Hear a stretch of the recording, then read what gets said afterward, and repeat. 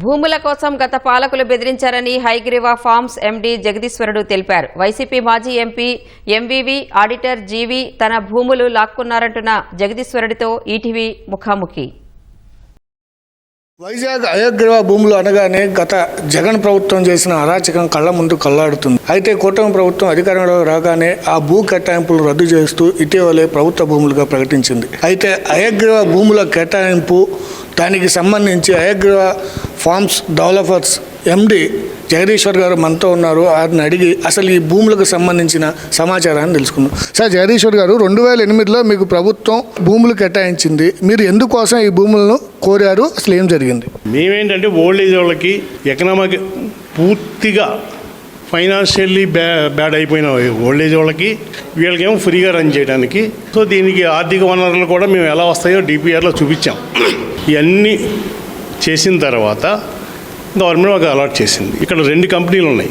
First మా సొంత company అనేది హైగ్రీవా ఇన్ఫ్రాటెక్ ప్రాజెక్ట్స్ లిమిటెడ్ అనే ఇన్ఫ్రాస్ట్రక్చర్ కంపెనీ 2002లో స్టార్ట్ అయింది.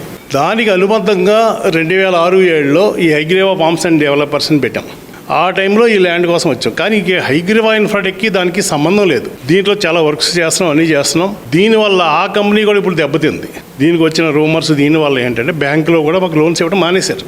మీకు జీవీ గారికి మధ్య ఎలాంటి సంబంధం ఉంది ఏంటి? మీకు జీవీ ఎప్పటి నుంచి తెలుసు? మాకు 2002 నుంచి తెలుసు. ఆయన యాజ్ ఏ ఆడిటర్గా కంపెనీకి వెల్విషర్గా ఉండేవారు మొదట్లో. ఎప్పుడైతే ఆయన పాలిటిక్స్లో ఎంటర్ అయ్యారో మరి ఆయన మైండ్ చేంజ్ అయిందో ఏంటో తెలియదు. ఈ ల్యాండ్ మీద కన్నుపడి దీన్ని కబ్జా చేయాలన్న వ్యూలో నన్ను బెదిరించి, ఇగో మీరు కనుక దీన్ని ఇలా ఉంచేసుకుంటే వాళ్ళు ఆగేసుకుంటారు, ప్రభుత్వ పెద్దల మీద అందరికన్నా దీని మీద ఉంది, దీంట్లో నేను ఉన్నానని చెప్తే తప్ప మీరు బయటపడలేరు ల్యాండ్లోంచి, లేకపోతే మొత్తం పోద్ది అని బెదిరించారు. మిమ్మల్ని బెదిరించడం వల్ల జీవీ ఒక్కళ్ళైనా వాళ్ళతో పాటు ఇంకెవరైనా ఉన్నారా? జీవీ మీ దగ్గర ఎలాంటి ప్రపోజల్ పెట్టారు? ఉన్నారు. ఆయన సపోర్ట్ వెనకాల లోకల్ పొలిటికల్ లీడర్స్ అందరూ ఉన్నారు కదా, పెద్దోళ్ళు వాళ్ళు ఉన్నారు. నేను సేఫ్ కొంటాను, మీరు సేఫ్ కొంటారు, మనవాడిని పెడదామని చెప్పేసి బ్రహ్మాజీ అతన్ని ఇంక్లూడ్ చేశారు. బ్రహ్మాజీ ఎప్పుడు మీ కంపెనీలో చేరారు? 2020 ఫిబ్రవరిలో కంపెనీలో ఆయన ఇంట్రడ్యూస్ చేసి సేవ్ చేయడానికి కంపెనీని, not as a partner. Actually 15 years నుంచి నాకు సపోర్ట్ చేస్తానని నమ్మాం.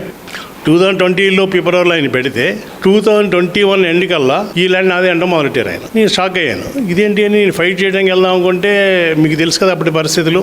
అంటే అప్పటి పరిస్థితులు అంటే ఏంటి? కాస్త విపులంగా చెప్పండి. అప్పటి పరిస్థితులు అంటే ఆయన ఫుల్గా వైఎస్ఆర్సీపీ క్యాండిడేట్. నేను ఇలా కంప్లైంట్ ఇద్దామంటే పోలీస్ తీసుకునే పరిస్థితి లేదు. అలా అని చెప్పి ఎవరికైనా చెప్దామంటే ఒక సెల్ఫ్ వీడియో రెడీ చేసి ప్రభుత్వ పెద్దలకు పంపించాం ఏం జరిగిందో.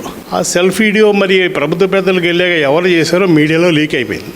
ఆ లీక్ అయిపోయాక కూడా పెద్ద నాకేం న్యాయం అయితే జరగల. బ్రహ్మాజీని మీ కంపెనీలో చేర్చుకోకపోతే ఎలాంటి పరిణామాలు ఉంటాయని ఎవరు బెదిరించారు? జీవీ బెదిరించారు. బ్రహ్మాజీ కనుక చేర్చుకోకపోతే మొత్తం మీ ల్యాండ్ పోతుంది, 1 సెంట్ కూడా ఉండదు. బ్రహ్మాజీ మీ కంపెనీలో చేరిన తర్వాత ఆ భూములు ఏం చేశారు? అదే 2021 వరకు అది దాన్ని ఏం చేయట్లేదు, అలా ప్లాన్ అప్రూవ్ చేస్తామని చెప్పారు. కానీ 2021లో వచ్చేసి వాళ్ళకి బ్రహ్మాజీ చేరాడు, ఇదంతా బ్రహ్మాజీది నాదే కానీ నీది కాదు పొమ్మన్నాడు. మళ్ళీ దీంట్లో ఎంటర్ అయితే నువ్వు ఉండవు అన్న దాకా డైరెక్ట్గా చెప్పాలంటే. అనుమతులకు సంబంధించి జీవీకి కానీ అప్పటి ఎంపీ ఎంవీకి కానీ ఎవరు సహకరించారు అంటారు? అందరూ సహకరించారు. ఆ ప్రభుత్వమే అంతే.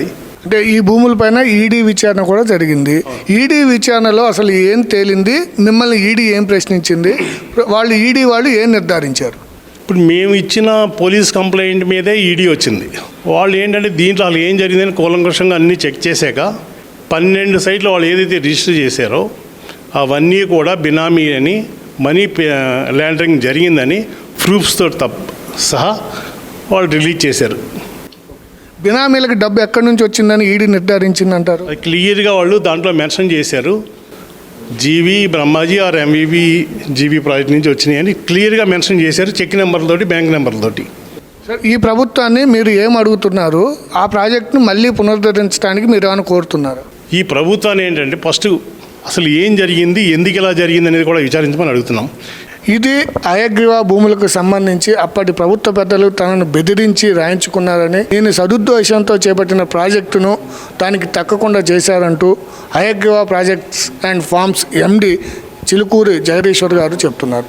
Rangarao, ETV news, Hyderabad.